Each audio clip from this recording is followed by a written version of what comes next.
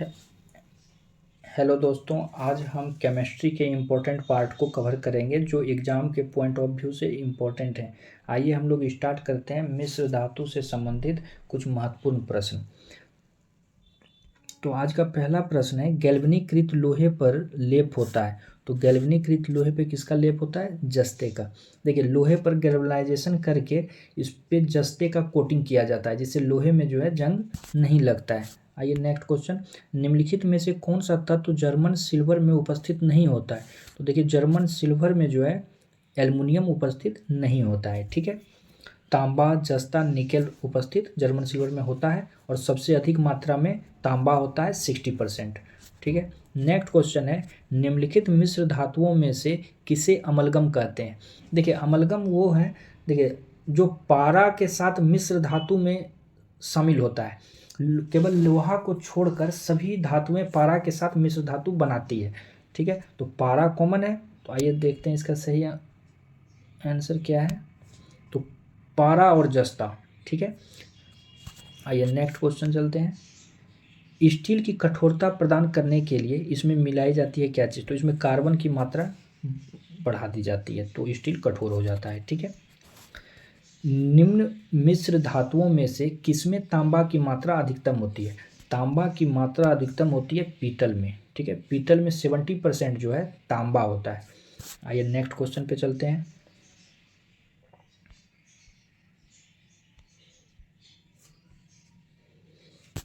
निम्नलिखित की उपस्थिति के कारण पीतल का रंग हवा में फीका पड़ जाता है। किसकी उपस्थिति के कारण? Hydrogen sulphide. ठीक है, हाइड्रोजन सल्फाइड के कारण पीतल का रंग हवा में फीका पड़ जाता है। देखिए, हाइड्रोजन सल्फाइड जो है ये एक रंगहीन गैस है और सड़े हुए अंडे में दुर्गंध जो पाई जाती है इसी के कारण। ठीक है, चलिए नेक्स्ट क्वेश्चन, निम्नलिखित में से कौन सी मिश्र धातु नहीं है? तो मिश्र धातु जो है तांबा नहीं है, तांबा एक धातु है। ठीक है, स्टील एक मिश्र धातु है और स्टील जो है वो लोहा और कार्बन से मिलकर बनी है। उसी तरह ब्रॉन्ज जो है ये तांबा और जस्ते से मिलकर बनी है और पीतल जो है ये तांबा और जस्ता से मिलकर बनी है। आइए नेक्स्ट क्वेश्चन पे चलते हैं। धब्बा रहित लोहा बनाने में लोहे के साथ प्रयुक्त होने वाली महत्वपूर्ण धातु कौन सी है? तो लोहे के साथ प्रयुक्त होने वाली महत्वपूर्ण धातु कौन सी है? तो ये है क्रोमियम। ठीक है, कौन सी है? क्रोमियम। ठीक है, चलिए नेक्स्ट क्वेश्चन चलते हैं। टांका एक मिश्र धातु है, किसका? तो टांका जो है ये टीन तथा शीशे का मिश्र धातु है। ऑप्शन नंबर ए सही होगा। आइए नेक्स्ट क्वेश्चन है कि स्टील में कार्बन की मात्रा कितनी होती है? तो स्टील में जो है 0.1 से 2% तक कार्बन की मात्रा होती है। आइए नेक्स्ट क्वेश्चन चलते हैं। निम्नलिखित में से कौन धातु पीतल, कांस्य तथा जर्मन सिल्वर इन सभी में उभय घटक के रूप में विद्यमान है? ठीक है, तो ये हैं ऑप्शन नंबर आपके तांबा। तांबा इस सभी में पाए जाते हैं। ठीक है, चलिए नेक्स्ट क्वेश्चन चलते हैं। कथन और कारण दिया हुआ है। कथन एक कहता है जस्तेदार लोहे में जल्दी जंग नहीं लगता है और कारण कहता है यसद में उपचयन क्षमता होती है। ठीक है, तो यसद जो है वो गैल्वेनाइजेशन के बारे में बोल रहा है।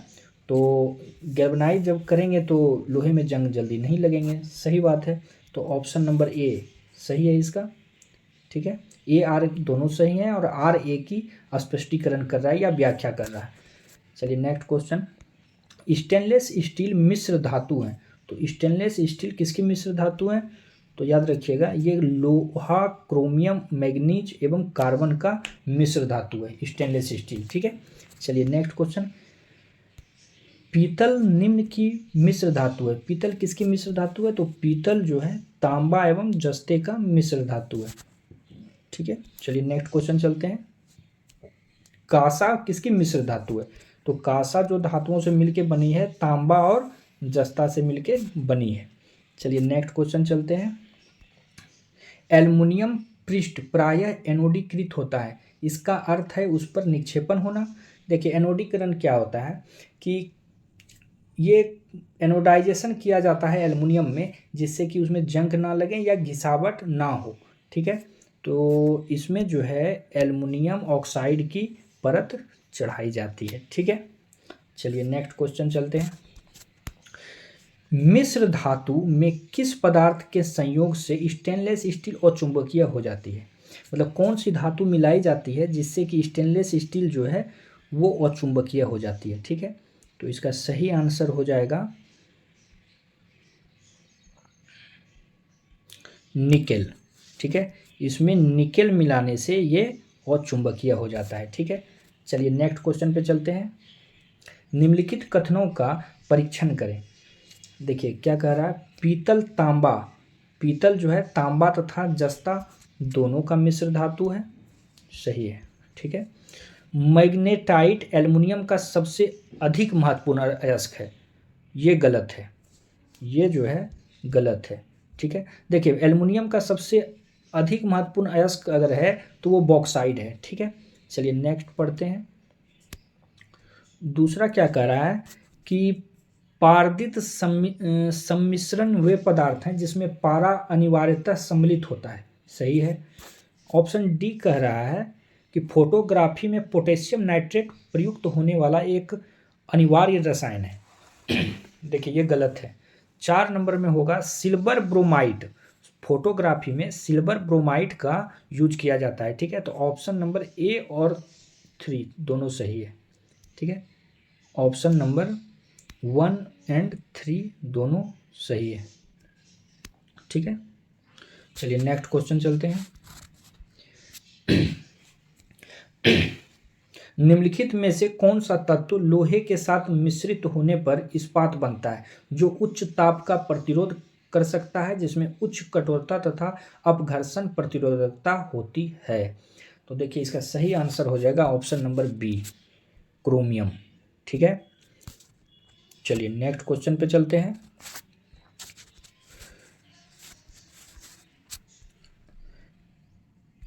किस धातु से बनाई गई मिश्र धातु को हवाई जहाज तथा रेल के डब्बे में पुर्जों के रूप में काम में लिया जाता है?